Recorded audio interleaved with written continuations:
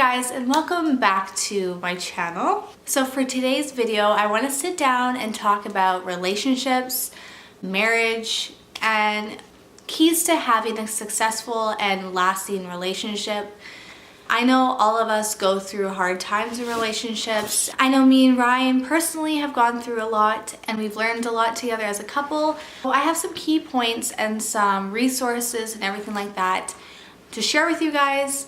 So let's get right into the video. I guess key number one is living together and making sure you're happy in your home, as this is where you spend majority of your time together. I recently watched a show on Netflix called Tidying Up with Kondo, and she actually wrote the book called Spark Joy and also the life-changing magic of tidying up. I'm so happy that she made this TV show, and it resonated with me because living in a clean environment is very important. As a couple, you spend the majority of your time together in your home. So if you are stressing out about the kids, if the house is cluttered, I find when my house is cluttered, me personally, I feel cluttered and I take it out on Ryan a lot. So finding a solution is very important, I think, in a relationship to have a healthy lifestyle. So I highly recommend watching Tidying Up on Netflix. I got a lot of great tips, and I have made our home a #1 priority, so we can sit down, just relax in the house, not worry about dishes, not fight who doesn't do what in the house and whatnot is very important in a relationship and in a marriage. Key number 2 is actually something that is super important, and it actually helped me a lot to kind of understand Ryan's love language. And I mean, everybody in a relationship has a different kind of love language, has different ways of expressing their love and wanting their love reciprocated. So I read this book called The 5 Love Languages by Chapman, and this book is really good. I'm gonna do a little rundown. So this is just one of my resources that I want to share with you guys. It talks about 5 love languages that each person may have.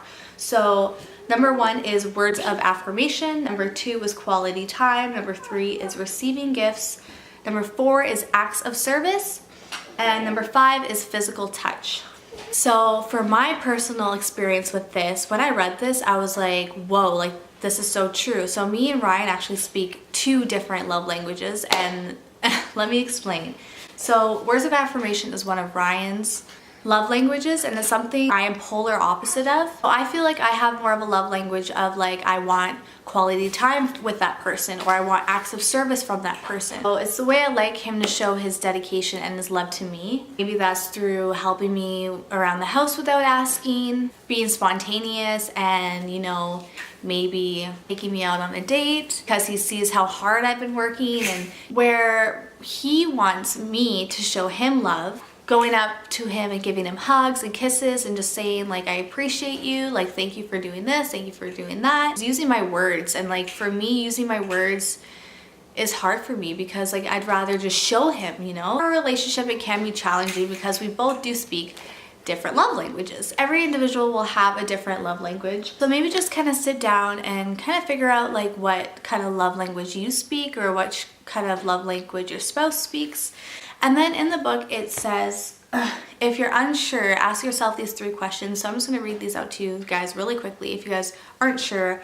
So number 1, what does your spouse do or fail to do that hurts you most deeply? The opposite of what hurts you most is probably your love language. Number 2, what have you most often requested of your spouse? The thing you have most often requested is likely the thing that would make you feel most loved. And number 3, in what way do you regularly express love to your spouse? Your method of expressing love may be an indication that would also make you feel loved. So using these 3 approaches will probably enable you to determine your love language. So like I've explained the love language to Ryan and everything like that, and we have been both working on ways to express our love. So he's been trying to show me through me appreciation, not just words. This is like love language number 3, for example, receiving gifts. He just randomly got me this watch yesterday, and it was just something that kind of warmed my heart, and I've been just really working on just telling him how well he's been doing at work, because I know his job is stressful, and sometimes like men just want to hear you that you appreciate them and love them, and it could just be something as simple as that. So if If you want a more in-depth explanation or lesson, I highly suggest picking it up. It goes into depth of each love language and everything like that, and it's a really good book to read. So that is the 5 Love Languages by Gary Chapman.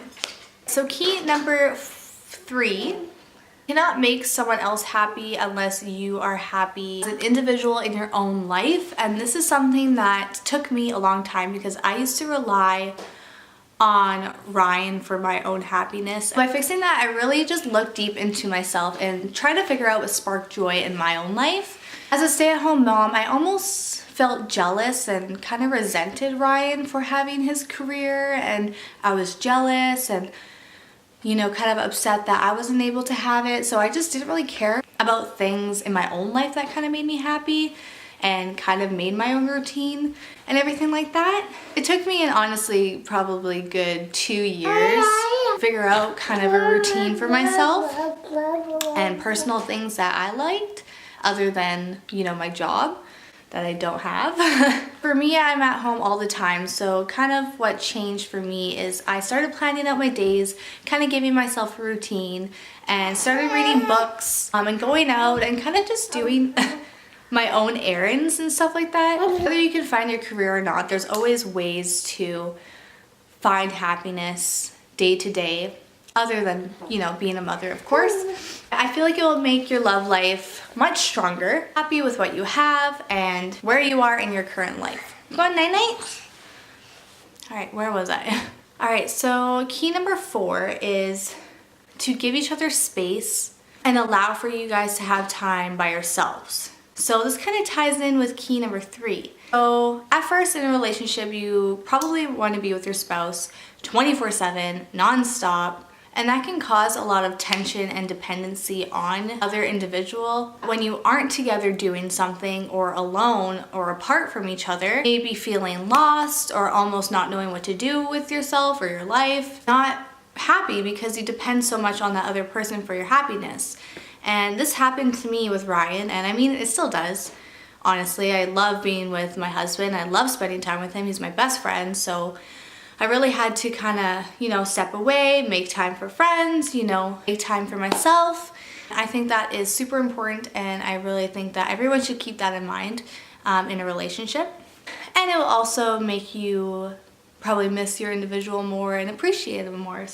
So my last key tip is number 5 is communication is key. And this is so obvious, but I feel like we always know that it's important in a relationship, but do we really actually communicate sometimes? No, not really. Like I said, my love language, I'm a really bad communicator. I'm really bad at expressing my feelings. I usually bottle everything up inside and assume that he knows what I'm upset about or anything like that, and then I just fight and we just both, it's just, we don't get anywhere. Yeah, instead of bottling everything up and assuming, if I'm storming around the house because the house is a mess, and I'll assume that he knows that's what's bothering me, I'll sit him down and I will tell him. And I will communicate with him and I will tell him what's bothering me, and we will find a resolution right there. And this doesn't only go for relationships. This can go for your children as well, for Bentley, communicating with him about his feelings and about what he's feeling, instead of just kind of not asking or sitting him down face to face, I find is super important in your life to do with somebody. So being able to communicate, resolving it right then and there is super important, I think, personally, and I do this now on a day-to-day basis. I hope you guys enjoyed this little video. I will link down again the resources that I talked about in this video. Yeah, so I guess I will see you guys in Sunday's video. Thanks for watching.